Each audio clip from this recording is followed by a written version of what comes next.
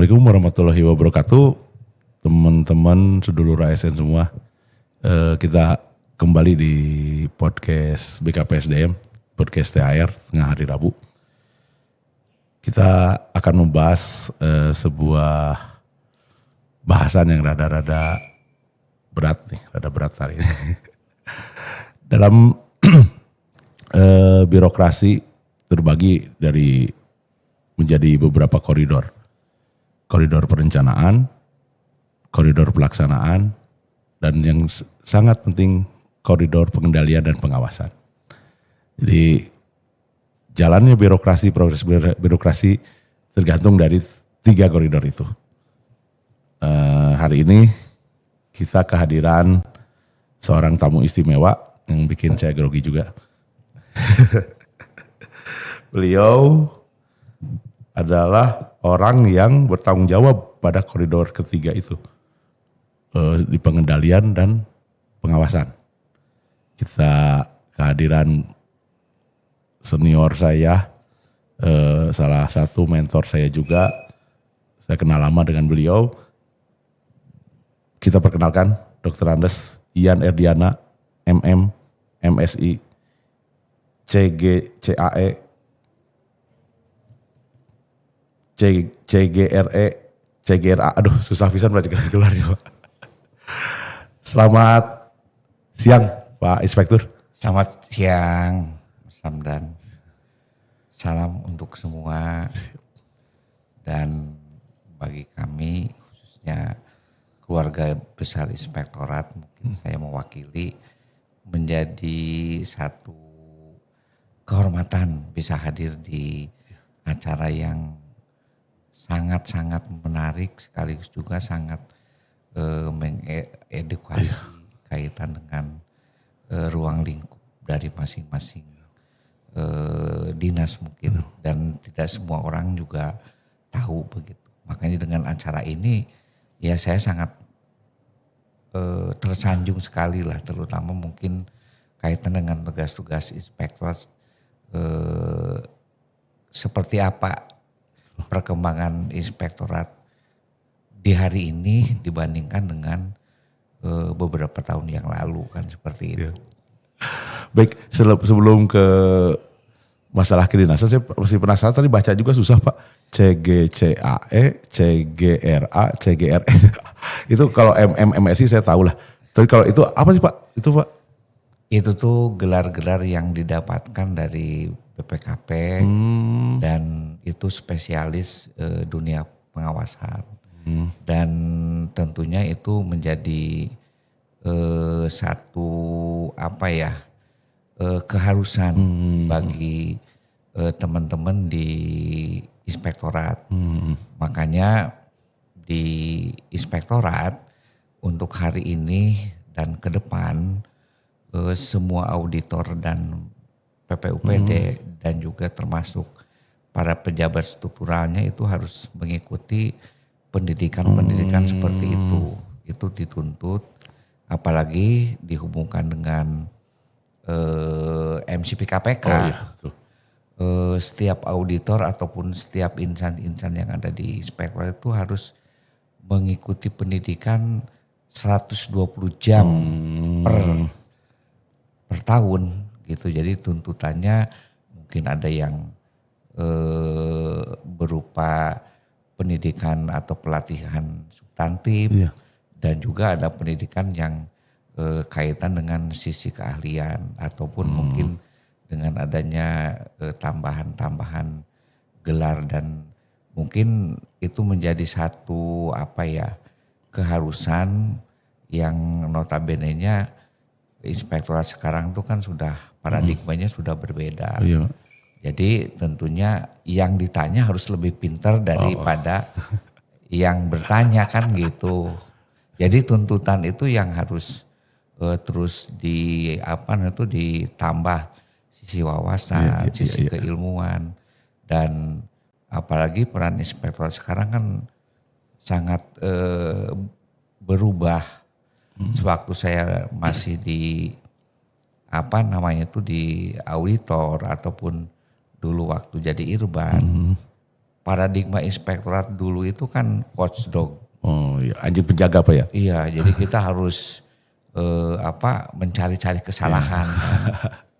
Kalau sekarang paradigmanya kan early warning system. Kita harus mendeteksi ataupun mungkin kalau orang sakit mah ya kita harus mengobati sebelum lebih parah penyakitnya kan, tentunya seperti itu.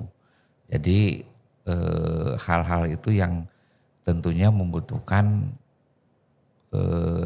wawasan keilmuan bagi insan-insan pengawasan di sana.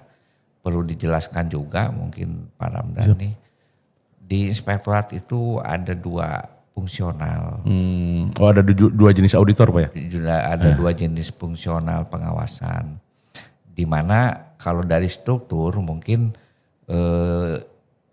inspektorat itu dipimpin oleh inspektur. Dibantu oleh 1 sekretaris, dibantu juga oleh kasubag umum dan mungkin fungsional perencana. Dan juga mungkin seyogianya ada juga mungkin subag eplap harusnya.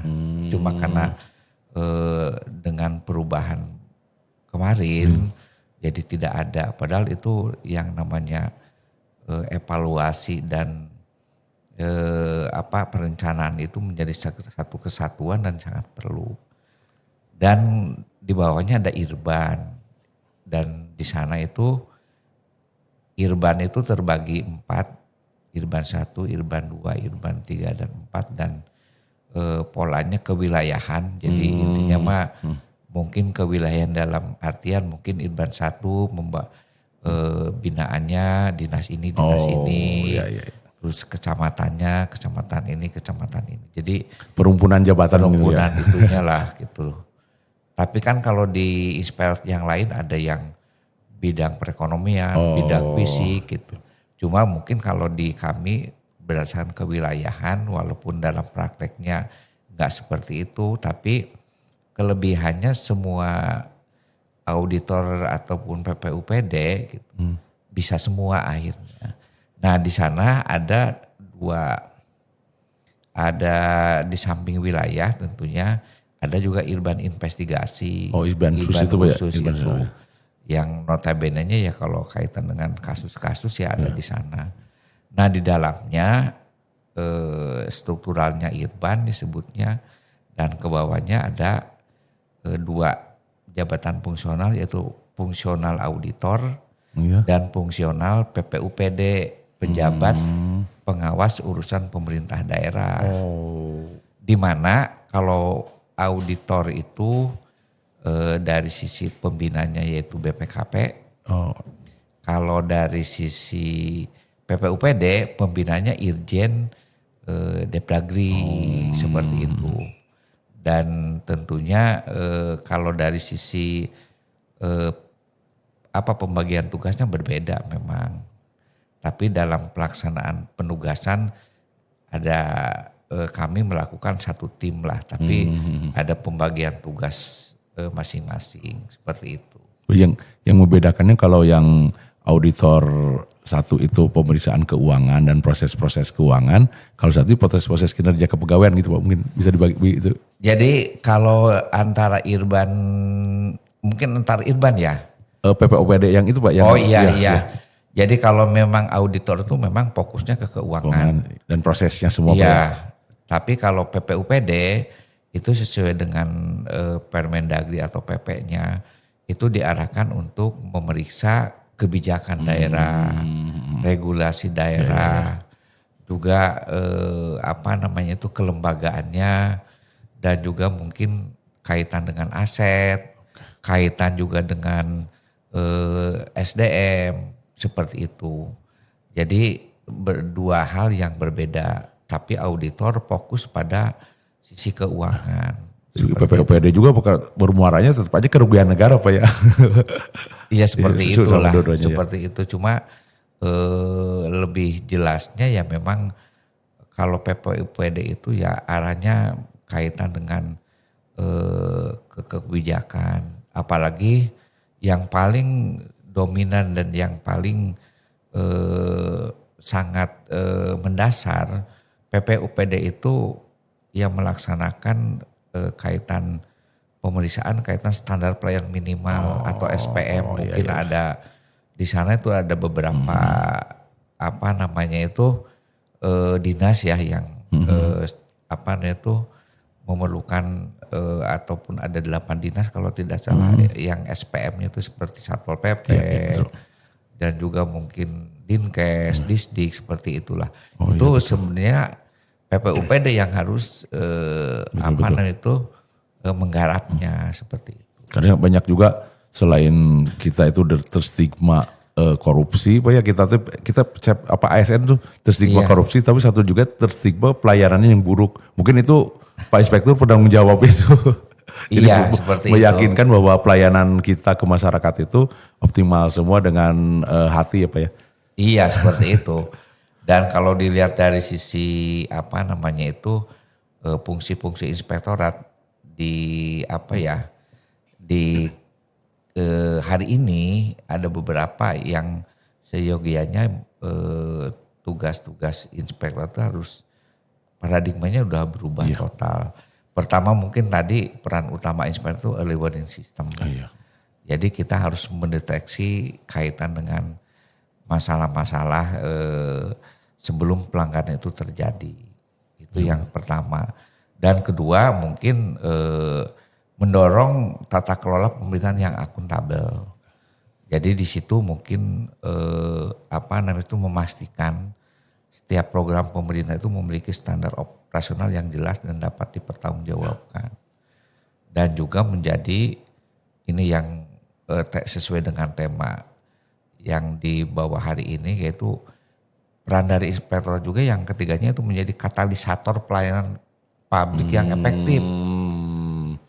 Jadi kita ada satu apa itu kegiatan berupa kaitan dengan bisa review sifatnya, bisa juga audit tertentu PDTT kaitan dengan pelayanan publik ya, di mana memastikan apakah pelayanan publiknya itu udah baik, efektif, efisien, atau akuntabel, dan kalau terjadi hambatan-hambatan dalam pelayanan publik kami berhak untuk memperbaiki lah, terutama mungkin apakah regulasinya yang salah, apakah memang tidak efektif, mungkin kami akan menganalisa lewat bisa dengan review, bisa juga dengan audit dengan tujuan tertentu seperti itu. Jadi ini yang perubahan yang rada signifikan ini Pak ya.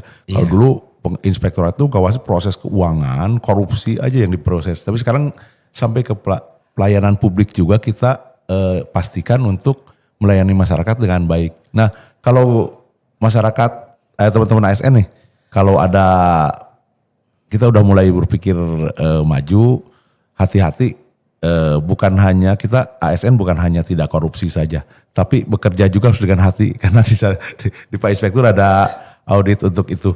Jadi menjamin bahwa pelayanan ke masyarakat itu sangat optimal Pak ya. Betul, betul dan memang itu malah di sana paradigma inspektor itu sekarang itu fungsinya yaitu sekalian early warning system. Kita harus mendeteksi kaitan dengan mendeteksi dini lah kaitan sebuah persoalan supaya tidak keterlanjuran. Kita juga inspektor itu berperan menjadi penasehat yang terpercaya bagi dinas dari mulai dinas sampai ke tingkat desa. Jadi makanya inspektor itu tiap hari Jumat membuka ruang. Hari Jumat Pak ya? Konsulting apapun, terutama dari dinas atau dari desa lah kaitan persoalan-persoalan kami membuka ruang untuk itu. Jadi tidak hanya menyikapinya itu dengan pengawasan sebenarnya. Betul Pak. Saya inginnya memimpikan kalau dari tiap dinas tiap bulan menyetorkan pertanggungjawabannya dan kita sifatnya konsultasi, Iya, betul, Pak. dikonsultasikan setiap bulan, betul atau tidak, kurang atau tidak pertanggungjawabannya, malah tidak perlu yang namanya audit. Betul, Pak. Karena inspektorat perannya di sana itu sesuai dengan impian saya atau sesuai dengan harapan saya. Tugas inspektorat seyogianya bagaimana membentengi suatu proses kegiatan di satu dinas, proses perencanaannya, proses pelaksanaannya, proses pengendaliannya itu sudah baik. Betul, Pak. Dan manakala ada pemeriksaan eksternal oleh BPK semuanya sudah ready. Siapa? Sudah tidak ditemukan lagi kesalahan-kesalahan. Cuma ya terkadang dari dinas ataupun dari desa, mungkin dari dinas sampai desa lah, masih beranggapan bahwasanya inspektor itu tugasnya mencari kesalahan. Padahal kami sekarang tuh jadikanlah mitra. Betul. Atau kan jadikanlah kami ini menjadi penasehat yang terpercaya.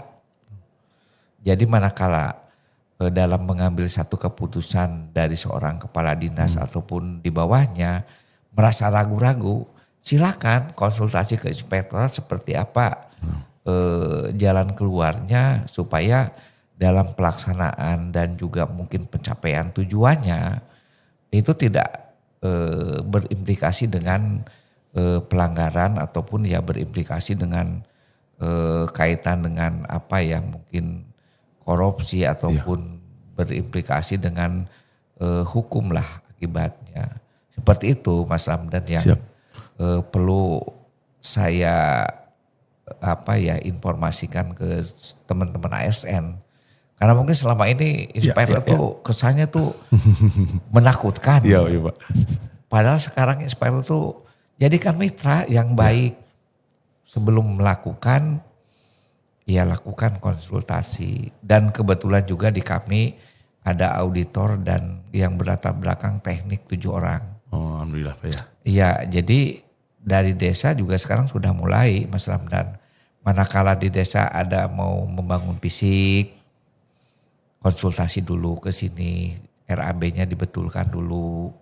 Dan harapan kami, jadi pas kami melakukan audit ke desa itu sudah tidak ditemukan lagi kerugian-kerugian ataupun kekurangan volume atau kelebihan bayar. Itu manfaatnya sisi konsultasi tiap hari Jumat. Seperti itu harapannya. Seperti itu Pak. Bapak progresif sekali. Jadi teman-teman ASN, dulu kita memandang inspektorat dan dengan dipimpin seorang inspektur itu dulu mau Bawasda Pak ya. Iya. Kita sebuah menara gading yang kita datang aja udah takut. Tapi sekarang saya juga kaget ini ternyata inspektur sekarang itu sangat humble. Berarti bukan berarti beliau pribadinya humble tapi emang inspektoratnya itu dibikin humble ya Pak ya. Iya, bukan betul. berarti dia itu benar-benar anjing penjaga, hanya murni anjing penjaga, tapi jadikan mitra untuk kita bertanya. Betul. Karena korupsi kan banyak yang karena niatnya emang karena jahat ya Pak ya. Betul. Karena keserakahan dan karena ketidaktahuan itu. Mungkin kita selamatkan, mungkin Pak Inspektur juga sangat setuju, kita selamatkan yang banyak teman-teman yang terkena kasus hukum korupsi tetap karena ketidaktahuan. Kalau yang kejahatan dengan yang keserakahan mah nggak bisa Pak ya. Kebanyakannya itu teman-teman itu jarang bertanya, betul, ketidaktahuan. Ya. Terus karena mungkin tugas asal jalan, Iya Pak ya. pas sudah jalan ada unsur-unsur mungkin pidana dan sebagainya. Karena ya itu ketidaktahuan itu makanya nggak bertanya ke inspektorat, nggak bertanya ke teman-teman wilayah sesuai dengan irbannya. Kami sangat membuka ruang. Malah kami untuk desa untuk di 2026 khusus dibentuk satgas. Satgas konsultasi untuk desa. Jadi baik menjadi bisa menerangi kaitan di dunia pemerintahan atau tata kelola pemerintahan desa seperti itu. Ngomong desa emang fenomena desa Kabupaten Cirebon gimana Pak kondisinya? Kuning, merah, hijau. Karena kita ada 412 desa Pak ya. Karena sekarang lagi fenomena juga anggaran desa karena di pusat juga lagi dibahas sampai ada sekarang Menteri Purba juga menurunkan anggaran desa. Nah kondisi di kita nih, kalau di kita klasifikasikan merah, kuning, hijau, kita di lampu mana nih Pak? Iya, jadi memang kita ada rumusan di kami di Inspektorat kaitan dengan desa ini, yaitu ada apa namanya itu yang berwarna merah itu ya salah satu indikatornya atau beberapa indikator pertama mungkin banyak aduan, juga mungkin dari sisi tata kelola keuangannya, dari hasil pemeriksaan regulernya, temuannya yang berupa materinya banyak. Ya itu yang zona merah. Zona kuning ya di tengah-tengah lah antara antara administrasi dan pelaksanaannya tidak sesuai. Dilaksanakan. Cuma ternyata dari sisi administrasinya tidak sesuai ataupun kurang mendukung. Dan juga mungkin hijau. Makanya kemarin kalau hijau ya dikatakan sudah memenuhi standar, makanya di acara Hari Anti Korupsi Sedunia itu kita menyelenggarakan desa-desa yang ada 40 desa binaan yang merupakan perwakilan dari masing-masing kecamatan untuk dibina secara khusus oleh Irbansus. Kebetulan Irbansus menangani kaitan dengan kedesaan dan juga kaitan dengan pembinaan anti korupsinya, dan alhamdulillah gitu banyak perubahan.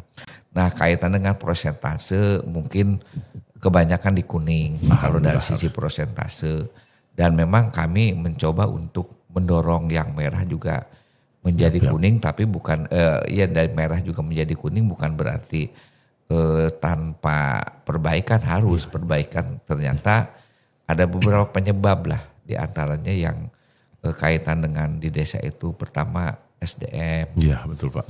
SDM itu mungkin yang sangat mendasar. Kedua, pola sekarang itu di desa itu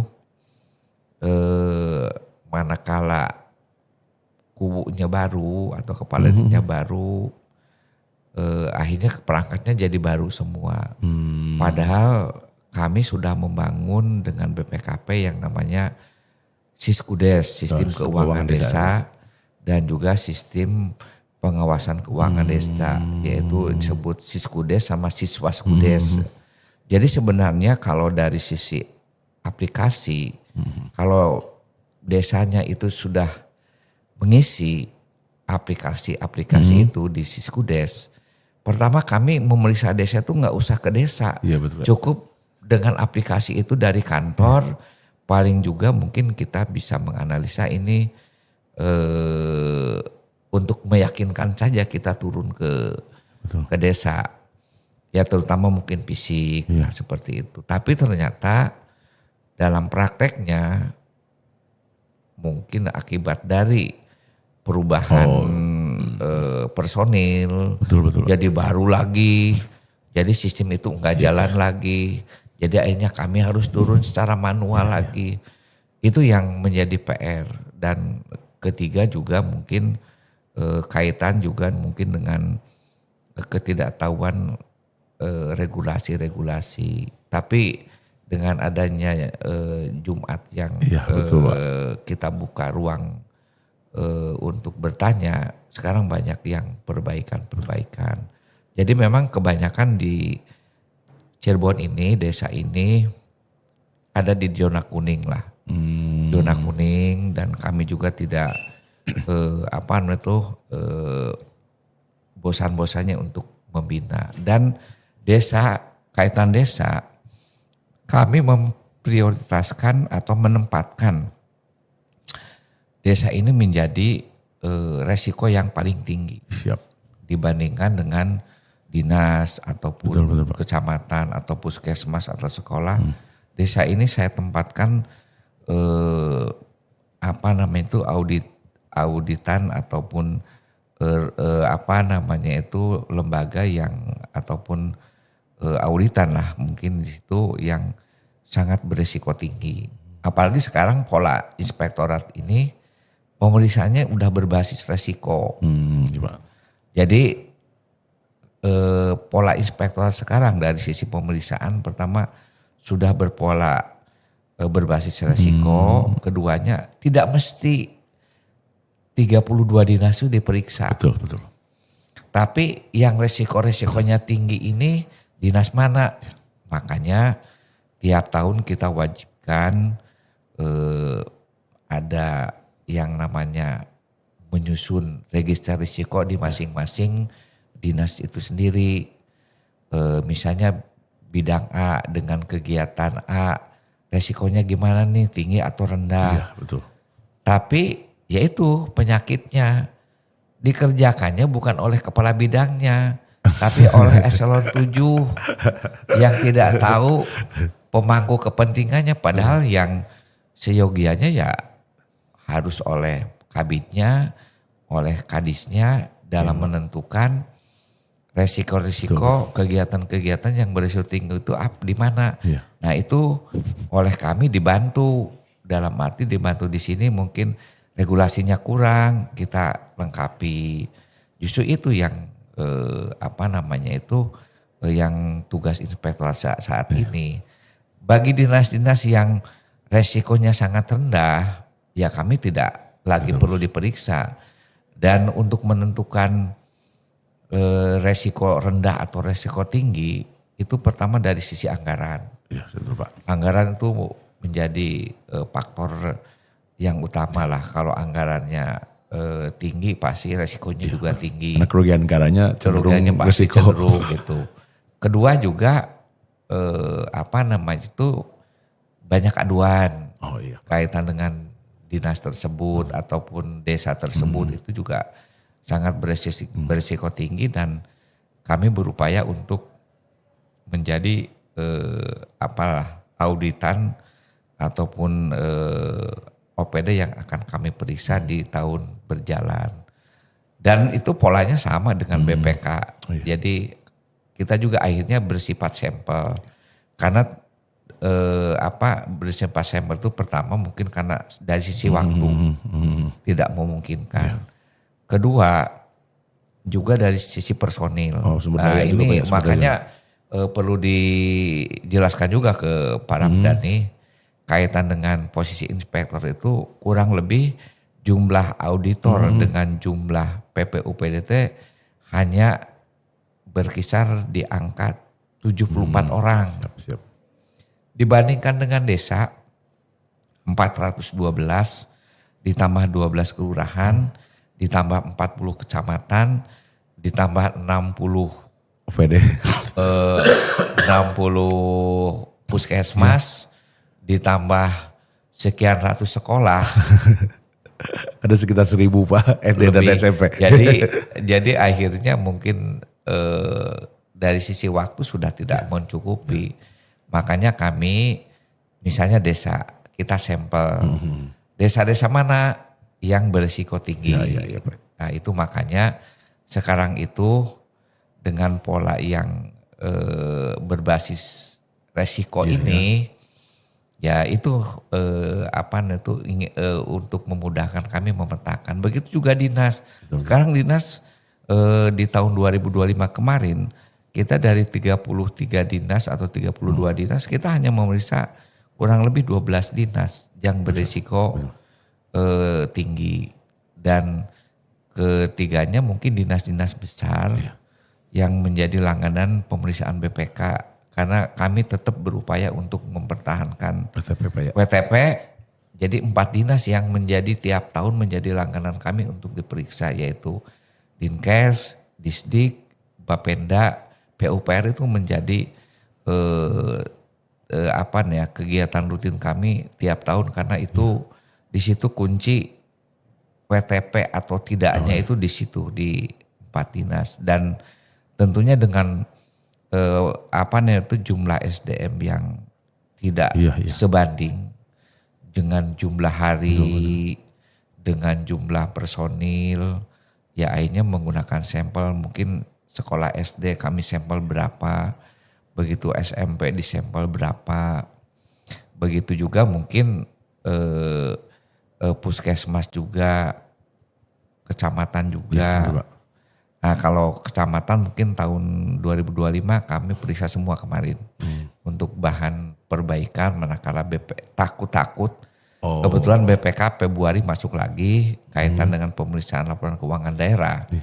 Takut jadi sampel, ya kami perbaiki dulu lah kecamatan. Jadi kami turun ke kecamatan, turun ke puskesmas dalam rangka mengamankan dan meyakinkan bahwasannya dari sisi perencanaan pelaksanaan itu sampai pengendalian sudah dipastikan pelaksanaannya sesuai dengan prosedur dan juga mungkin tujuannya sudah tercapai sesuai dengan standar yang ditentukan. Jadi ya intinya mungkin kami mengamankan dari pengawasan eksternal yaitu BPK lah, dan kita berupaya untuk walaupun itu yang namanya WTP itu bukan hanya kewajiban dari inspektorat saja, cuma mungkin hanya kami mengawal, tapi ya kita berupaya untuk mempertahankan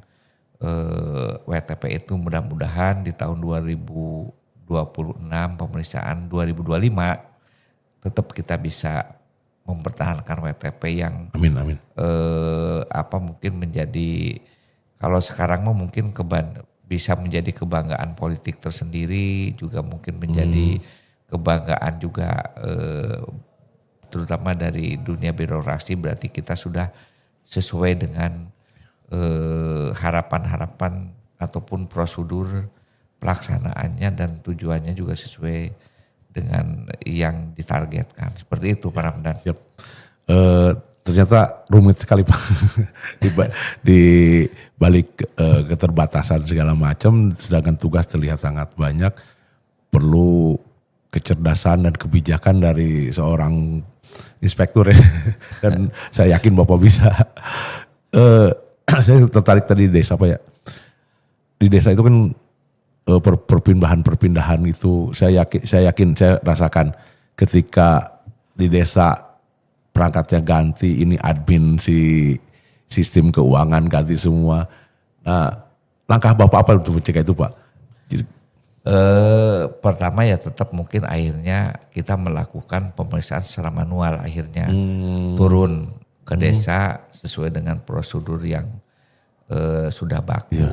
Yang seyogianya memang kami dalam impian kami dengan adanya sistem keuangan daerah Siskudes dan Siswaskudes, kita hanya memeriksa nggak perlu ke desa, tapi ternyata karena di lapangan tidak tidak semudah yang dibayangkan karena personilnya jadi berbeda, ya kami akhirnya melakukan. Akhirnya muncullah persoalan-persoalan baru, yaitu mungkin temuan-temuan dan sebagainya.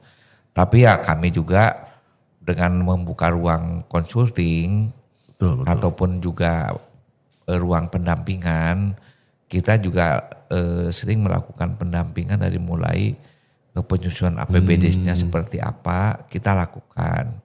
Tapi itu juga bagi desa-desa yang aktif, yang mau.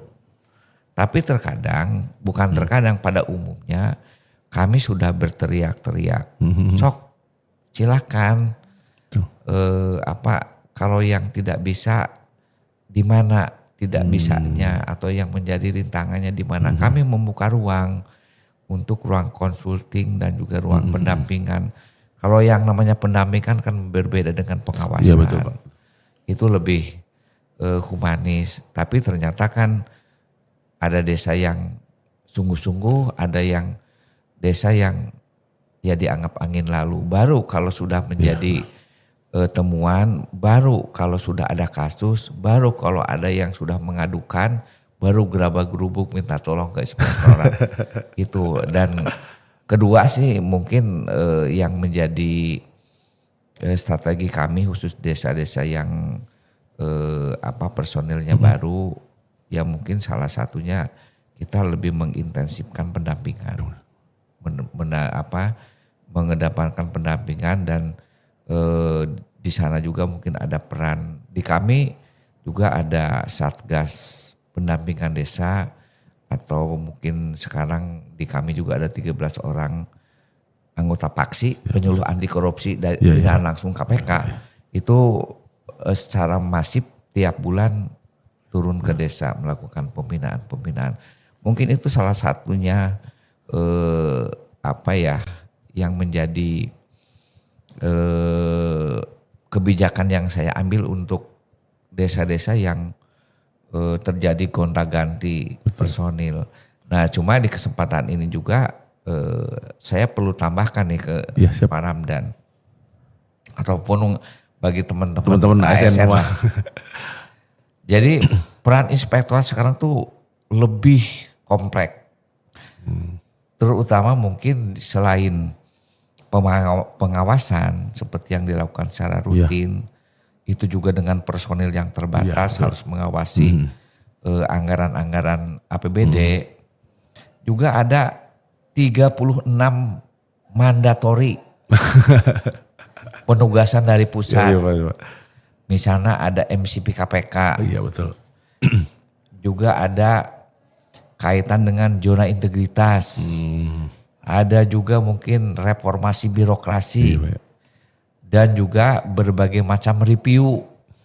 Di mana semua kaitan DAK, DAU, LPPD, LKPJ, semua harus direview oleh inspektorat.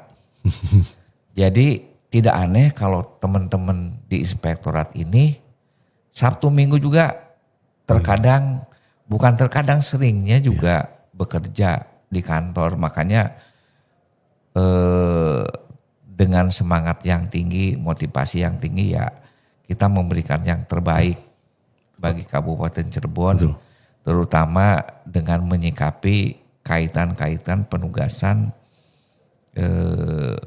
mandatori itu 36 bisa dibayangkan 36 mandatori gitu yang notabene-nya belum ngurus inflasi juga inspektorat juga ikut ngurus inflasi juga gitu yang dulunya tidak ada sekarang ngurus sampai sejauh itu terutama permintaan kaitan dengan review-review yang sifatnya terkadang mendadak ya seperti misalnya kaitan contohnya mungkin kaitan rotasi mutasi pengadaan kemarin Pak pengadaan ya tetap aja kan harus minta review dari inspektorat itu kan dulu mah kan nggak ada yang sifatnya seperti itu ternyata sekarang mah diharuskan dan kayak misalnya untuk DAK aja sebelum dicairkan harus ada review dulu dari inspektorat. Jadi itu kami ini ya sangat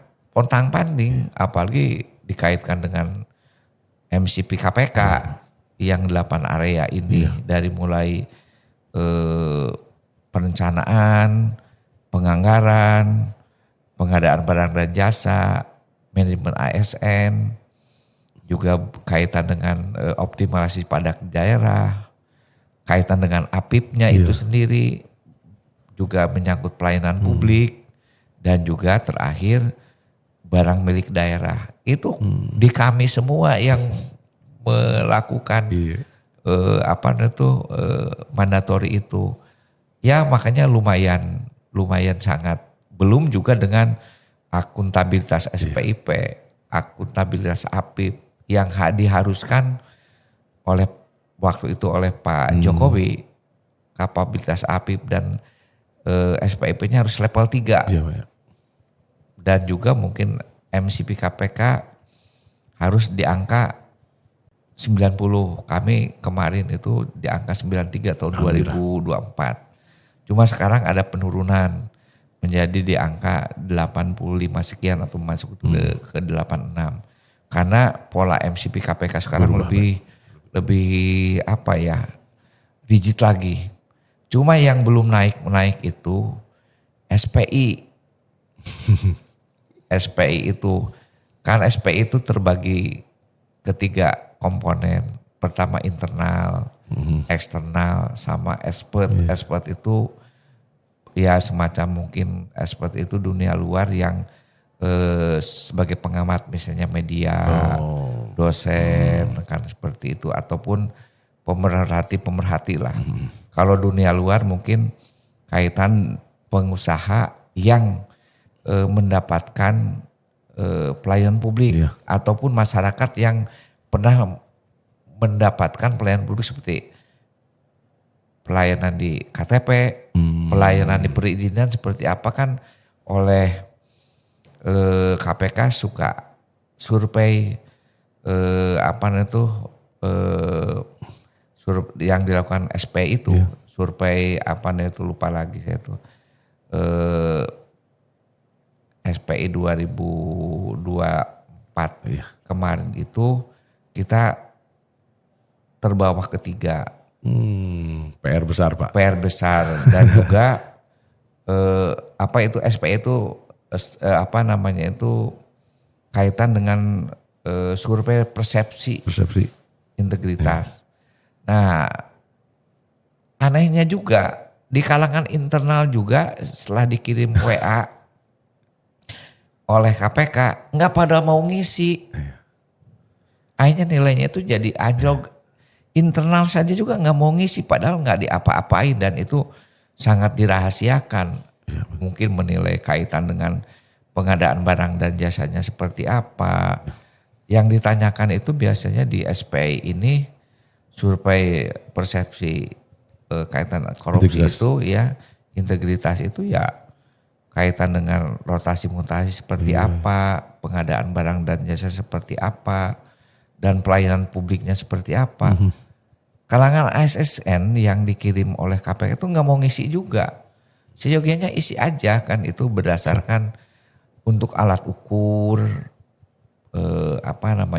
alat ukur keberhasilan satu pemerintahan. Nah ini perlu saya jelaskan juga hubungannya. Kalau MCP KPK dikerjakannya oleh pemerintah sendiri, ya dengan dikoordinir oleh inspektorat. Nah kalau SPI yang ngisinya masyarakat menilai. Kan misalnya di kami juga kan ada di MCP KPK kaitan dengan pelayanan publik. Kaitan dengan pelayanan publik yang ada di Dinkes, pelayanan publik yang ada di Disdik, pelayanan publik yang ada di Disduk Capil misalnya, atau di perizinan. Nah SPI oleh masyarakat itu sendiri. Berarti sebagai cerminannya. Pelaksanaannya seperti apa. Iya. Akhirnya jadi belen. Yang terbaik itu nilai MCP KPK-nya tinggi, SPI-nya juga tinggi. Itu yang, tapi ini ternyata di Kabupaten Cirebon ada anomali. Ininya tinggi, MCP KP-nya sampai 93, tapi ternyata di SPI-nya hanya 64. Ini sangat paradok ya. Paradok itu kan. Jadi pertanyaan dari KPK itu ada apa ini? Iya, betul. Seperti itulah. Makanya sangat jauh sekali perbedaan inspektorat dulu dengan inspektorat sekarang. Itu tentunya tapi kami seluruh keluarga besar inspektorat tidak merasa berkecil hati, tetap kita semangat. Tapi tanpa dukungan dari semua pihak, ya kami juga tidak bisa berbuat banyak dan bukan apa-apa. Terutama kami dalam mengawal tata kelola pemerintahan yang baik, dari mulai sisi perencanaan, pelaksanaan, sampai kaitan dengan pengendaliannya seperti apa dan tercapai tujuan itu tanpa bantuan dari seluruh lapisan masyarakat dan juga mungkin peran serta OPD yang lain, kami juga bukan siapa-siapa seperti itu Mas. Baik Pak, ya. Jadi semua yang kita bahas ini menurut saya hanya satu jawabannya Pak, hari Jumat itu. Hari Jumat buka konsultasi. Siapapun teman-teman ASN yang butuh ketemu dengan tim inspektorat, silahkan ditunggu di inspektorat. Betul, betul. Apa ada juga pakai digitalisasi atau gimana, harus ketemu muka Pak di inspektorat? Ada digitalisasinya ada. Siap. Bisa, Mungkin ada Zoom nanti ya, ada Zoom teratur mungkin dengan ada rutin Zoom nanti hari Jumat gimana? Ada yang bersifat aplikasi, Iya. langsung bertanya. Oh iya. Dan juga bisa janjian. Siap. Apa itu? Memang sebenarnya kami juga tidak membatasi. Iya. Misalnya kalau yang sifatnya datang mendadak Jumat. Oh iya, siap. Tapi kalau misalnya dengan Oh, teman-teman tidak tertutup hari Jumat Iya. ya Pak ya. Tapi asal janjian kalau di luar hari Jumat ya. iya, kalau dengan teman-teman auditornya ataupun irbanya sudah tahu sama tahu, paling tinggal menanyakan ada di tempat enggak? Siap. Atau tidak ada tugas lain enggak? Misalnya ada, ya bisa langsung Berarti ketemu. intinya kita Bapak membuka 5 hari kerja itu untuk bertemu, tapi kalau Senin, Selasa sampai Kamis itu harus janjian, tapi kalau hari Jumat terbuka untuk konsultasi. Sebetulnya seperti itu karena rata-rata teman-teman ya Senin, Selasa, Rabu, Kamis itu pasti melakukan audit. Cuma kalau Jumat relatif banyak di dalam menyelesaikan Iya. laporan hasil auditnya. Ya, seperti refreshing itu. juga Pak, jangan terlalu ditekan sampai 5 hari, Pak, kasihan. Dan Kamis Jumat ke kerja lagi. Makanya lihat teman-teman di inspektor itu Pak Ramdan lihatnya itu bukan apa ya, saya lihat tambah semangat walaupun di tengah-tengah himpitan target kerja yang terus menerus hadir dan datang kaitan dengan penugasan satu dengan yang lainnya, tapi kami tetap semangat demi apa ya baiknya atau lebih meningkatnya kaitan dengan tata kelola pemerintahan Kabupaten Cirebon ke arah yang lebih baik, seperti itu. Jadi sekali lagi teman-teman, mungkin saya simpulkan nih. Pak Inspektur itu tidak mau ketemu kita ketika kita perlu ya Pak ya. Ketika tidak perlu baru diterima. Kalau kita perlu karena kita ada temuan baru datang, nggak akan diterima sama Pak Inspektur. Jadi carilah beliau ketika kita tidak perlu apa-apa dengan beliau. Jadi kita bisa konsultasi terbuka Pak ya. Tapi kalau kita udah ada temuan perlu beliau ditantang malah diusir. Jadi beliau membuka ruang yang sangat luas di hari Jumat, konsultasikan segala macam. Dan karena tadi seperti disampaikan Pak Inspektur, MCP dengan SPI-nya ada sebuah paradok. Ya mungkin kita berbaik sangka aja Pak, karena kita belum mengerti. Mungkin dengan adanya hari Jumat konsultasi kita nanti akan tercapai PR besar itu Pak. Kita karena ketidaktahuan aja dan ketidak mau tahuan mungkin Pak ya. Iya, dan mungkin di kesempatan ini juga Pak Ramdan mungkin biasa di awal tahun kan ada kewajiban dari ASN, terutama para kepala dinas, juga mungkin ada sekitar 300 berapa yang mempunyai kewajiban melaporkan harta kekayaannya itu LHKPN. Tentunya di kesempatan ini saya mengingatkan untuk tidak telat, karena memang terakhir tanggal 31 Maret itu harus sudah dari mulai ya mungkin kalau di inspektorat mas semuanya harus buat, terutama auditor harus membuat kaitan dengan LHKPN ini. Mungkin dengan dinas lain kan berbeda. Kalau ada dinas-dinas yang tidak, mungkin kalau di dinas kan hanya kepala dinas, sekretaris, kabid, itu juga kan hanya di dinas-dinas tertentu. Tapi kalau di inspektor mas semua, termasuk auditornya juga harus membuat LHKPN. Ini saya mengingatkan aja di kesempatan ini. Dan yang perlu saya garis bawahi, inspektorat sekarang ini tetap lebih mengedepankan sisi pembinaan. Jadi tidak represif, kami mencoba untuk lebih humanis, tapi tetap menjaga sisi integritas, dan kita tetap juga objektif, independen, dan juga mungkin menjaga marwah. Dan memang sebenarnya yang kalau mau dibahas itu banyak. Betul. Ini yang belum dibahas itu bagaimana pola-pola yang terjadi di dunia keinvestigasian sebenarnya. Tapi kalau saya jelaskan nggak akan cukup waktunya. Itu belum ke ranah kasus gitu, belum ke ranah yang lebih ekstrim lagi. Ini mah hanya paparan yang bersifat umum. Ya. Kami inspektorat membuka ruang seluas-luasnya bagi teman-teman yang ada sisi keraguan-raguan kaitan dari sisi regulasinya ataupun dari sisi membuat pertanggungjawabannya ataupun mungkin dari sisi penyusunan RKA-nya kadang-kadang suka banyak yang salah Pak Ramdan terjadi manakala sudah berjalan udah jadi DPA ternyata ada kesalahan baru bertanya ke inspektorat padahal seyogianya ya bertanya saja dan dikonsultasikan dan kami tidak ingin masuk ke dunia kebijakan di masing-masing dinas. Jadi jangan takut dengan ini justru kami sangat membantu sesuai dengan itu tadi lebih mengedepankan register risiko. Makanya inspektorat merencanakan di tahun ini di 2026 insya Allah mungkin di awal tahun teman-teman kepala dinas kami akan dibawa ke BPKP Pusdiklat Ciawi Bogor untuk belajar kaitan dengan manajemen risiko. Jadi biar di bawahnya juga tahu bagaimana itu namanya manajemen risiko ini dan juga kalau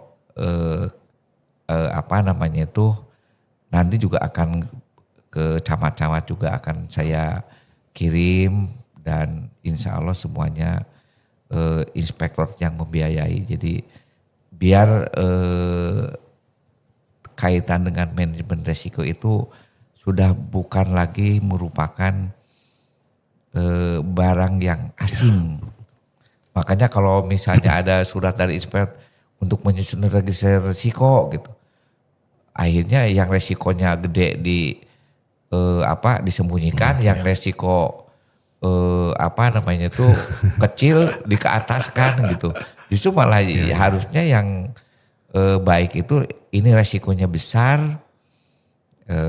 Effort kita harus kesana juga besar juga. Harusnya bagaimana nih betul, Pak. Cara penanganannya kalau terjadi seperti ini bagaimana? Kalau lebih disimpelkan mungkin saya sering menganalogikan kalau kita mau ke Jakarta misalnya. Mungkin kan sebelumnya dijadwalkan di Jakarta harus harus jam 10 karena ada rapat. Nah, di situ dengan menggunakan manajemen risiko kita akan berangkat ke Jakarta pakai apa?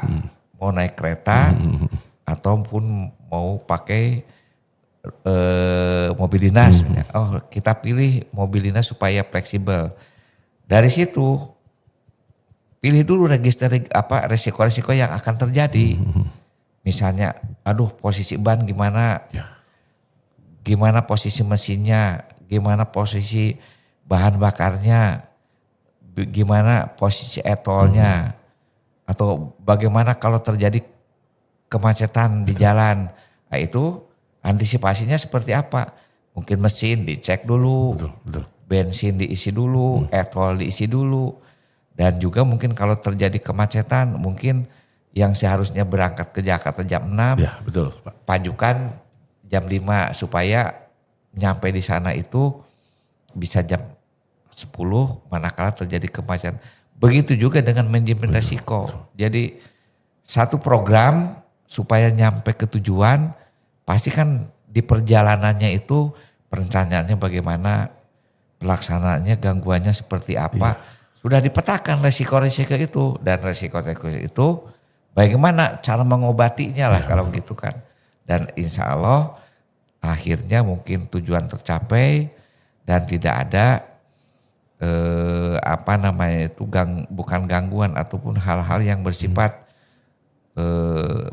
kerana hukum dan sebagainya. Tapi itulah tujuan dari yang namanya manajemen risiko, makanya kami didukung oleh Pak Sekda terutama dan juga oleh Pak Kaban BKPSDM, dan di kami juga ada ide bagaimana untuk dikirim semua kepala dinas, nanti mungkin akan bergeser ke sekdisnya, bergeser ke camatnya untuk disekolahkan di BPKP, Pusdiklat BPKP Ciawi Bogor untuk mengenal apa tuh yang namanya manajemen risiko itu gitu.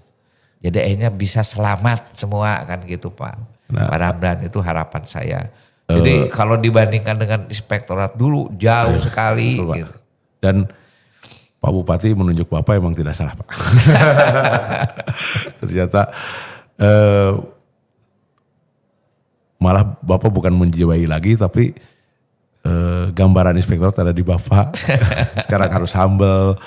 Mungkin zaman dulu kita takut dengan seorang inspektur apa. Sekarang kita ketemu di mana aja kita ketawa-ketawa Pak. Padahal Bapak seorang inspektur. Tapi teman-teman ASN ingetin lagi satu kali lagi. Pak Inspektur dan tim inspektorat tidak mau ketemu kalau Bapak ada perlu. Ada perlu dalam catatan ya. Ketika ada temuan baru datang, nggak akan. Mendingan hari Jumat kita ketemu. Dan saya setuju Pak. Saya setuju tadi kita pengalaman ketika SPIP dulu Pak ya. Iya.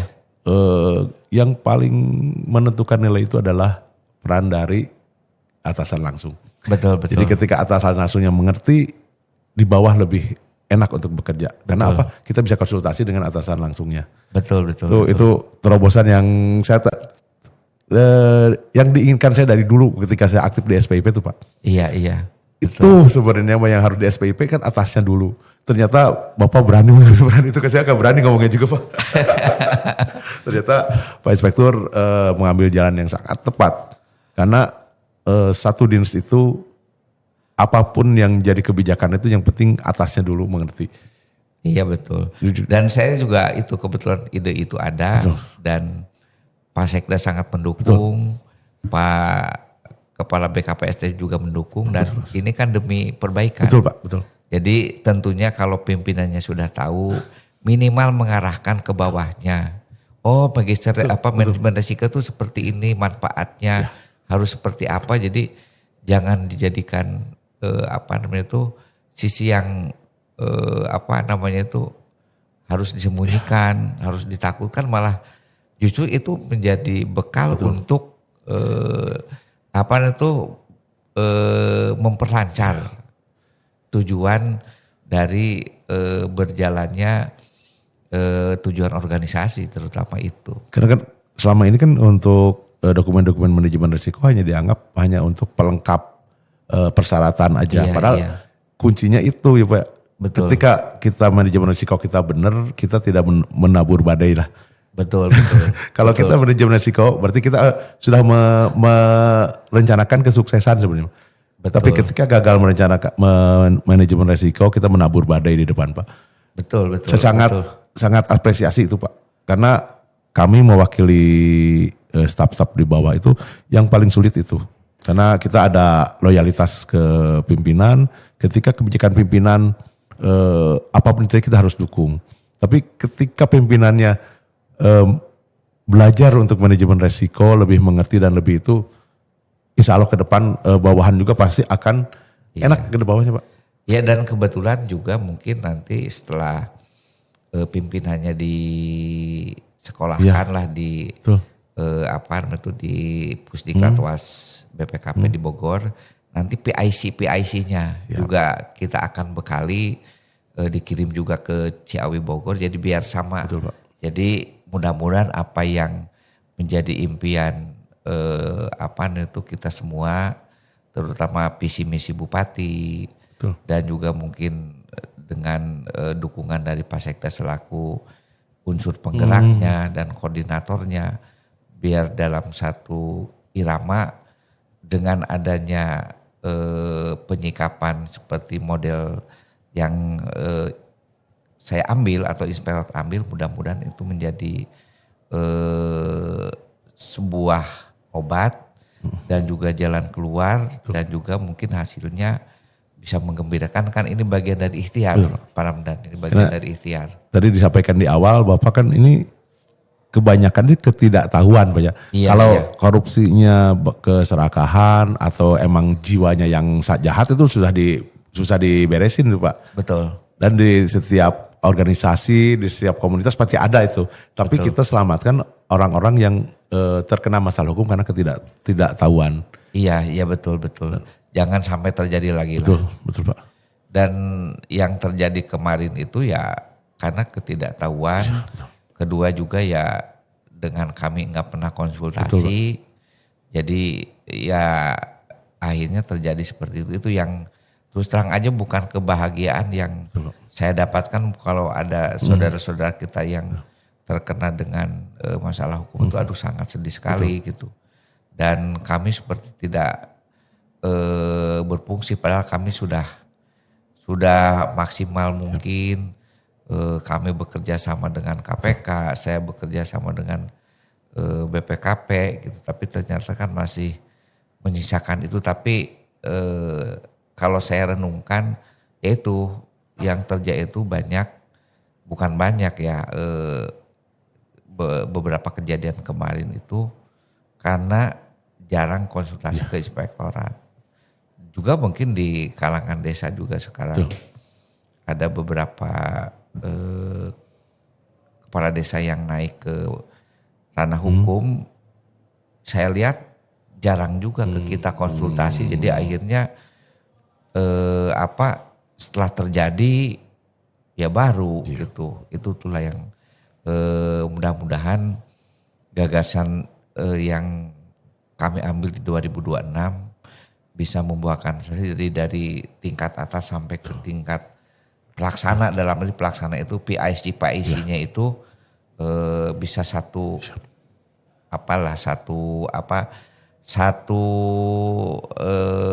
visi ataupun satu arah. Dan teman-teman kepala dinas kalau mendengar benar-benar sih kok sudah familiar lah. Tidak ada, apalagi kabinnya nanti juga akan saya dorong. Ini sangat progresif Pak, sangat progresif.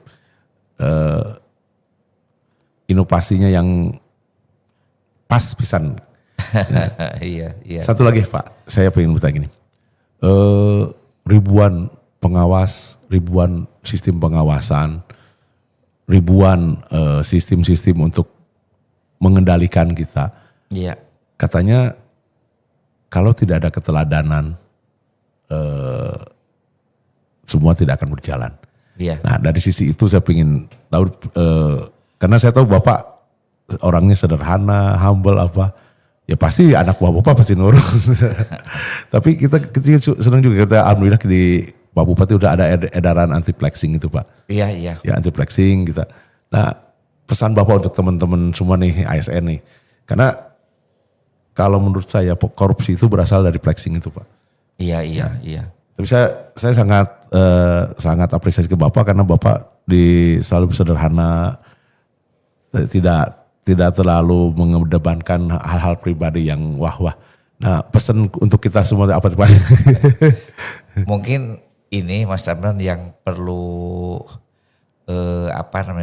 mungkin yang perlu saya jawab apa yang tadi Pak Ramdan sampaikan. Mungkin saya hanya ingin mencontohkan aja membangun inspektorat. Kami tetap awal-awalnya mungkin penyesuaian. Bagaimana merubah mindset itu tidak mudah. Bagaimana mungkin cerita-cerita di masa lalu yang namanya inspektorat itu seperti apa, kalau meriksa seperti apa, terjadi jual beli temuan dan sebagainya lah. Dan kebetulan juga kan mungkin saya lahir juga di sana. Dan saya juga dari mulai auditor ahli pertama sampai jadi irban juga saya sangat memahami betul. Jadi yang saya tahu dan saya anggap mudah itu karena mungkin saya berasal dari sana. Jadi tahu persis, dan teman-teman ya mungkin tidak bisa tidak bisa berbuat banyak karena saya tahu ilmunya. Dan kedua mungkin menjaga atau menjaga momentum ataupun membangun atau mewujudkan yang namanya integritas. Dan kami membangun itu mungkin kurang lebih saya membangun inspektorat secara mindset dulu selama mungkin 3 tahun lah berjalan. Pertama saya sendirilah, saya yang harus memberikan teladan. Pertama saya mungkin dari sisi kehadiran jam 7:15 saya sudah di kantor. Terus kedua juga mungkin saya melarang teman-teman kalau di lapangan tidak boleh menerima apapun bersifat materi ataupun bingkisan dan sebagainya, tidak boleh. Kalau bersifat makan misalnya, setelah saya konsultasi dengan KPK, karena memang di kalangan tertentu mungkin di desa lah terutama, masa Pak disuguhi nggak mau, masa kami kan adat ketimuran, walaupun ketimuran juga sebenarnya kalau dari sisi KPK nggak mengenal itu. Tapi oleh KPK bisa dimaklumi. Cuma saya boleh teman-teman makan kalau disuguhi, tapi nggak boleh makan di rumah makan, tapi harus di kantor. Dan ketiga, kalau ada teman-teman yang ketahuan menerima sesuatu yang sifatnya gratifikasi, di kami ada yang namanya komite kode etik. Komite kode etik, dan di sana mungkin kalau terbukti dan sebagainya, komite kode etik lapor ke saya dan saya jatuhkan hukuman kurang lebih 3 bulan. Paling ringan itu hukumannya 3 bulan nggak dikasih surat tugas. Dan keempat, dengan tidak diturunkannya selama 3 bulan, ada hukuman sosial. Biasanya teman-teman bertanya, kok si A nggak diturunkan? Biasa, itu udah hukuman sosial. Dan kedua juga dari sisi materinya dia nggak dapatkan. Dan kalau dari hitungan-hitungan angka cukup besar juga. Jadi akhirnya mereka berpikir lebih baik tidak berbuat macam-macam. Dan dari situ dengan pembangunan karakter yang kuat, terutama menjaga integritas, alhamdulillah Pak Ramdan, lambat laun tingkat kepercayaan ke inspektorat jadi tinggi. Kedua juga mungkin dari sisi pengawasan lebih meningkat, sisi kualitas ya, karena memang teman-teman diwajibkan untuk mengikuti pendidikan 120 jam per tahun dan semuanya dibiayai oleh inspektorat. Dan ketiganya ya kata mereka yang paling ditakuti itu inspektorat sekarang, padahal apa yang ditakuti? Kalau menurut hemat saya, apa sih yang ditakuti? Wong saya enggak galak, Irban juga enggak galak. Cuma mungkin dengan menanam integritas itu, jadi rata-rata mereka menjadi segan untuk tidak berbuat seperti yang mungkin di masa lalu lah, seperti itu. Jadi akhirnya itu menjadi contoh aja lah Pak Ramdan, ternyata untuk membangun karakter suatu lingkungan dinas itu ya terutama dari titik atas dulu lah. Harus memberikan keteladanan, dan alhamdulillah hasilnya sekarang sangat dirasakan teman-teman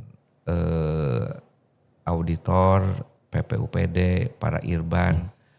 Ya bukan nyaman ya memang bekerja nyaman. Cuma tuntutan pekerjaan memang lebih. Cuma dari sisi yang kami idam-idamkan itu integritas, objektif, independen, alhamdulillah tercapai, dan kita juga nggak banyak diintervensi orang. Dengan menjaga integritas itu lama tahun intervensi juga malah jadi nggak ada, sama sekali nggak ada intervensi, malah jadi kita objektif tanpa beban, tapi tetap kita lebih mengedepankan sisi pembinaan dan dalam pengambilan keputusan juga. Kalau suatu temuan di sana ada ketua tim, ada pengendali teknisnya, ada irbannya, ada inspekturnya. Jadi ini jadi temuan, ini tidak, itu ya diambil putusan secara bersama-sama. Jadi tidak ini dihilangkan, ini enggak seperti itu. Jadi tetap dari mulai ketua tim, pengendali teknis, wakil penanggung jawab atau irban, dan inspekturnya hadir di situ, barulah muncul ke permukaan yang namanya laporan hasil audit seperti apa. Seperti itu Pak Ramdan. Mungkin itu hanya sisi pengalaman saya membangun inspektorat sampai hari ini. Dan kalau menurut ukuran kami sih biasa-biasa aja. Cuma dari sisi luar katanya banyak perubahan. Ya walau alam lah, kami juga yang penting bisa berbuat yang lebih baik aja sih bagi kami, seperti itu. Jadi Bapak membangun inspektorat secara komprehensif, bukan dari satu sisi tapi hampir semua sisi diperbaiki Pak. Dan dimulai dari diri Bapak inspektur sendiri. Itu yang sangat berat, mengena. Karena katanya Pak, ketika Syekh Sunan bilang titip tajuk dan pakir miskin. Betul. Sampai sekarang itu nyampe, kenapa? Karena Syekh Sunan pulsanya tinggi. Waktu ngomong itu pulsanya besar. Kalau Ramdan yang ngomong gak akan ditelengar, karena gak akan nyampe ke hati-hati. Mungkin kita juga belajar gitu Pak. Karena kenapa Bapak sekarang ada perbaikan apa? Karena Bapak ngomong dari hati dan Bapak melakukan itu sendiri. Seperti Syekh Sunan ketika ngomong isun titip tajuk dan pakir miskin, berapa abad sekarang masih nyampe, masih mengena makna itu, karena yang ngomong itu melaksanakannya juga. Mungkin kita percontohan untuk kita semua. Amin Pak. Baik, kita kalau masih menarik Pak, tapi kasihan kita batas waktunya Pak terlalu lama. Nantinya mangga. Bapak mungkin pasti banyak keperluan. Kita pingin closing statement Pak. Saya pingin ada visi yang ideal Bapak tuh. Bapak apa yang belum tercapai nih? Setelah pada titik ini Bapak mencapai prestasi banyak. Apa sih yang belum kecapai nih? Sekaligus closing statement Pak. Iya. Mungkin sebagai penutup, mungkin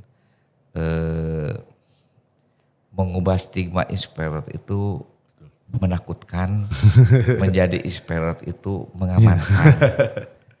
Mengubah cara pandang lama di mana APIP atau inspektor hanya bertindak sebagai watchdog yang identik dengan pencari kesalahan, menjadi APIP yang memiliki peran strategis dalam menunjang dan memperkuat efektivitas sistem pengendalian intern guna mewujudkan pemerintahan yang efektif, efisien, akuntabel, serta berorientasi pada pelayanan publik. Mungkin itu sebagai penutup. Baik, seluruh ASN, teman-teman ASN semua, kita bisa ambil kesimpulan dari perbincangan yang sangat ini mengedukasi kita semua.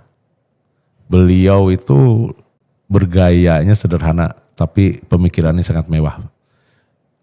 Mungkin Bapak semoga tetap amanah Pak, tetap konsisten dan tetap amanah untuk menjaga masyarakat Kabupaten Cirebon, karena tanpa Bapak uang seberapapun gak akan benar, untuk tidak akan nyampe ke masyarakat ini. Ketika bangun jalan pasti bolong-bolong, tapi dengan adanya inspektorat yang komprehensif, yang sangat berintegritas, uang dari pajak rakyat ini akan nyampe untuk masyarakat juga. Terima kasih Pak. Dan sama-sama Mas. Terakhir untuk semua ingat hari Jumat adalah hari para inspektorat terbuka untuk kita semua untuk berkonsultasi. Tapi diingatkan, Pak Inspektur tidak mau menerima orang yang ada perlu. Kalau yang temuan-temuan jangan ketemu ke Pak Inspektur, pasti diusir. Kita ketemu dengan Pak Inspektur ketika kita belum perlu beliau. Jadi kita bisa ngobrol banyak, bisa belajar banyak tentang manajemen risiko Pak, intinya ya. Betul. Manajemen risiko, karena di bencana ada mitigasi bencana dan kita juga dalam bekerja harus ada manajemen risiko. Terima kasih Pak Inspektur, Sama-sama, waktunya. Sama-sama. Saya tidak bisa berkata-kata dengan Pak Inspektur ini karena ternyata di balik kesederhanaan beliau tersimpan pemikiran-pemikiran yang mewah untuk kita semua. Semoga Kabupaten Cirebon bisa lebih baik di bawah pengawasan dan pengendalian Bapak Inspektur. Terima kasih. Selamat bertemu kembali nanti di tamu-tamu yang lebih istimewa. Wabillahi taufiq wal hidayah. Wassalamualaikum warahmatullahi wabarakatuh. Waalaikumsalam warahmatullahi wabarakatuh.